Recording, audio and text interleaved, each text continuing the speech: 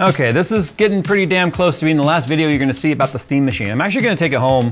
I've decided what I'm gonna end up doing is a boot partition on here. Well, not even a boot partition. I'll probably end up setting up like EmuDeck or Emulation Station or something where I can be able to launch all of my retro log of games. So I think this is the perfect solution, like what we were trying to kind of build a while ago, which was like, hey look, this PC can be a PC and a console and play all the old school console games all the way back to like Intellivision, Atari, you know, all that, and even earlier than that.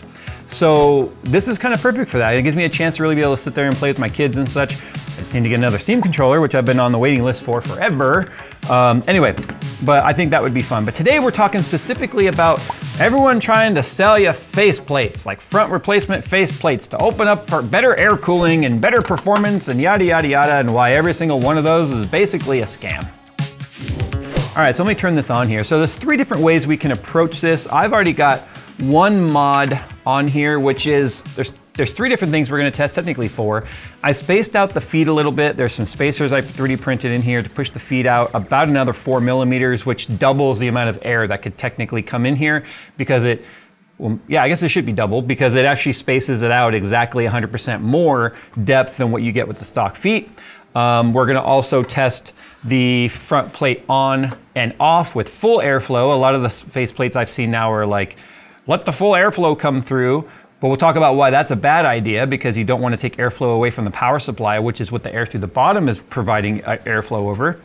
And then we have my solution, which I've already shown here, which is a very overbuilt Delrin plastic front plate, which allows more airflow to make it through the CPU, GPU heatsink, but then also most of it's blocked off, so you still aren't stealing all the air from the bottom. The more you open it up here, the less air that wants to come through the bottom because air is a fluid and it's always going to choose the path of least resistance, which means the air that the fan is pulling through will pull that air from the path of least resistance as well, which is going to be the more open front. So we want to make sure that we're not causing ourselves any issues here. In fact, I need to get my iFixit kit real quick because I need to take my feet spacers off because we have to start in a full stock configuration. And I'm going to go ahead and TLDR this right now. The stock cooling solution in the steam machine is incredibly good for how small the thing is. But that's because 2/3 of the internal volume of this thing is cooler. So it's actually really impressive what they've done with this. And that's why I'm seeing like, lower your temps with better faceplates and blah, blah, blah. And everyone, you know, putting up STLs to 3D print them and, you know, people trying to now charge you to buy new faceplates. I've seen them anywhere from like $15 to like $50 or more, depending on, and that's just a scam. It's a ripoff. So there's no point in buying that. And I'm gonna kind of show you today what the difference in temperatures look like and why the faceplate should be considered nothing but an aesthetic purchase. It can change the way that the steam machine looks. And it's just a cube that you could literally have fun with if you want. So obviously you can put different wraps on there. I think dbrands some stuff outside of them stealing the Portal Cube design. But anything that is designed to replace this guy should be considered aesthetic. And any one that is fully open and allows a lot of airflow going through should be taken with consideration because you're stealing airflow that is designed to come through the power supply by having a lot less airflow make its way through the bottom. So be cautious with any of the full open front designs. Anything that is designed to increase some airflow through the front but not like be full open is going to be somewhere in the middle, kind of like how my design that I was playing around with here is. So let me get my iFixit kit real quick, remove my feet spacers, and then we'll get started with stock temps. Okay, so these are the different tests we're running. I just took the spacers out. You can see we just added this much additional Z height to getting the steam machine off the floor, if you will. And then we also have the face, as I've already showed. So this is all stock config. We are sitting here just stationary in Cyberpunk, and we're just gonna sit here, stationary. And we're gonna wait for these temps to sort of normalize right here. Based on previous testing that I've done, GPU should normalize right around 67 to 69 degrees. And then CPU should normalize right around 75 to 77 degrees. Now here's the thing we have no control over, the fan RPM, which is right here. And you'll see it slowly going up as the temperatures go up. Normally when you want to do thermal testing, you need to lock down that perimeter. To know what the effect is going to be, you can't have the fan RPM be a variable. We have no control over that in here. So if we see the temperature stay the same or close to the same, but we notice the RPM comes down, that is a true effect of the cooling mods. So it also seeing a lower RPM would mean potentially less dust, less noise, although this fan makes zero noise under full load, so it's actually really, really good. So we're just gonna wait now for this to normalize, and then what we're gonna do is we are going to kind of make our changes while leaving it stock, or not stock, but while we make our changes while we're leaving this without moving, and then we'll see where the new temperatures normalize at. So believe it or not, I've done this test already off camera, like proof of concepting this video, and I've seen the temps change fairly quickly, even going from hotter down to colder. It takes a little longer to go that direction than warming up, but it still lands where it's gonna land. And then it allows us to be able to see what the RPM and stuff is gonna look like. So we'll let this equalize, which we're almost there already in the time I've been talking, and then we'll see where we land. Okay, so this is where we landed. 67, 68 on the GPU. It has not gone past 68. Sometimes it'll bounce down to 67 for a split second and come back. I think you just saw it. 77 on the CPU. Fan is currently at 1210 RPM, bouncing around plus or minus a couple of RPM. That's pretty normal. What I'm gonna do, actually, I think first before I do the feet, is I'm gonna do this. So now we have a full open bottom. Okay, I can actually do that. That's actually a flaw. I just realized I'm blocking off one whole gap because it does pull air in for the CPU and GPU through these sides right here. So I just reduced that by, well, 50% of what's left here. So that's like, to do this, I'd have to do it like kind of like this. You know what? I can. There. Okay, so we landed at about 65, 66. It keeps bouncing back and forth, so it's clearly right on the cusp of like 65.9 or something like that.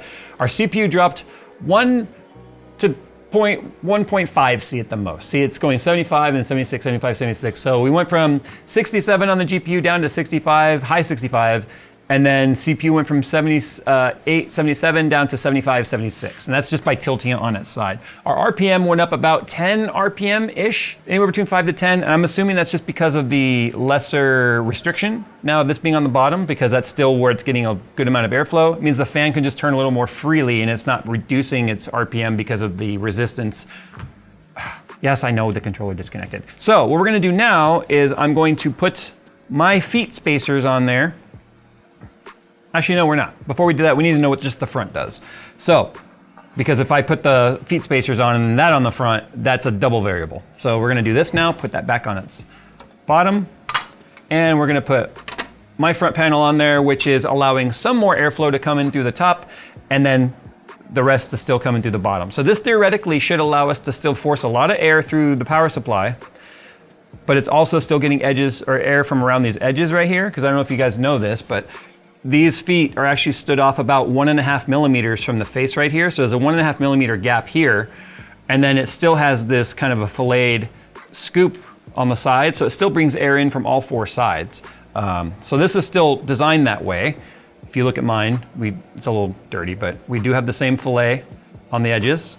We have the same gap that's been modeled, and then it's bringing extra air right here. That's recessed to have a little bit of a cushion of air between the grill and this grill so that it should promote airflow through there. In fact, let me get my smoke machine and you'll be able to see it. Okay, so as expected, this had the biggest improvement in temperature so far, minus just taking the whole front off. We've dropped down to 63 C on the GPU, 72 C on the GPU, but we've also slowed down our RPM about 20 RPM. So I don't think that 20 RPM is making a huge difference on the temperature, but it's having that effect, like I said, that as the temps come down, the curve comes down too. But now to see that effect I was talking about here, so you can see right there, it's clearly pulling in, right? So you can see it's still pulling in through those gaps quite a bit. The velocity on this is a little higher than I want it to be. Maybe not as much on the top right there because it's pulling from there. Bottom. On the side. It still pulls in some. I wish I could slow the fan down on this one. Our other one's dead, which actually has a fan control on it. So it's charging right now. But obviously you can see it's doing its job, right? It's letting in more air. It's bringing the RPM down slightly. And we are still bringing air through the bottom, which is going to be the, we don't want to pull air away from the power supply. That's where most of that air in the bottom is going to, is the power supply, and some of it over the RAM, because it's in between both. Okay, so what we're gonna do now is we are going to put my solid one back on,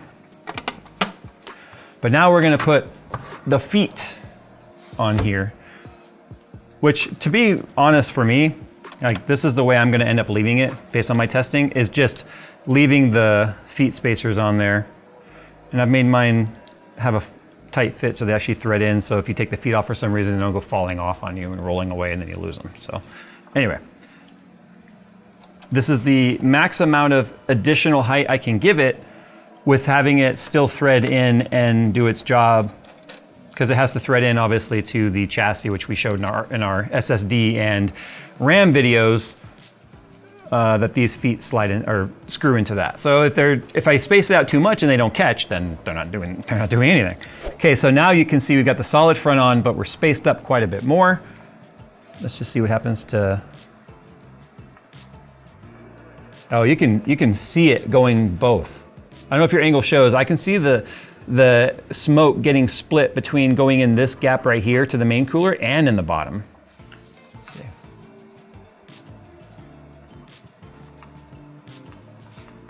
Yeah, you can kind of see it.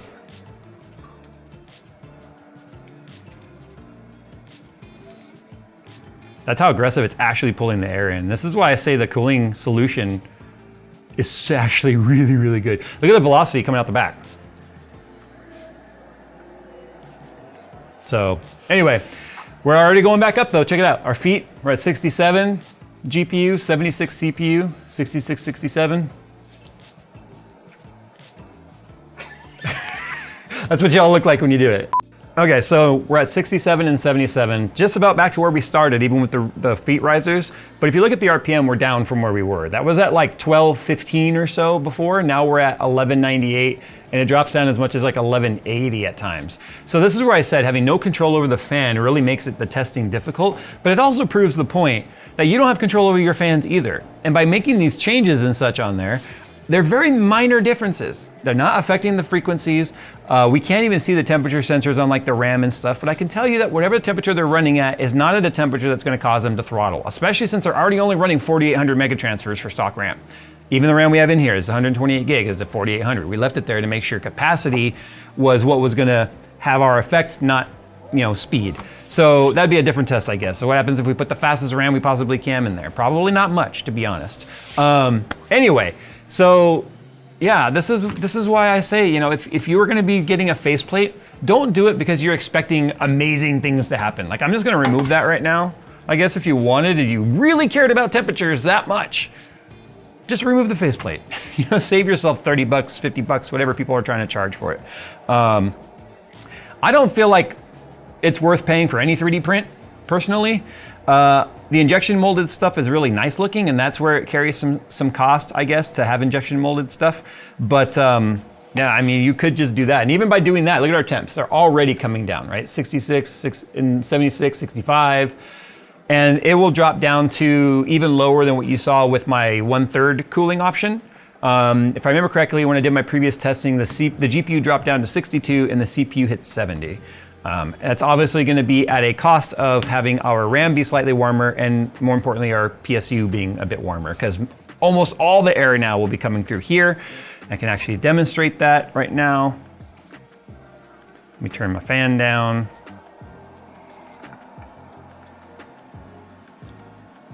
See, it's pulling everything in through there. Very little is going to want to come through the gap. So I mean, very little goes through the bottom. My smoke machine died again. But our RPM, it's funny how I took that off and the RPM climbed again. But again, I think those RPM changes have a lot to do with the resistance on the fan versus having to pull through all the static pressure and all the vents and turns and stuff versus it actually being curved. I have a feeling 1200 RPM might be close to its max RPM.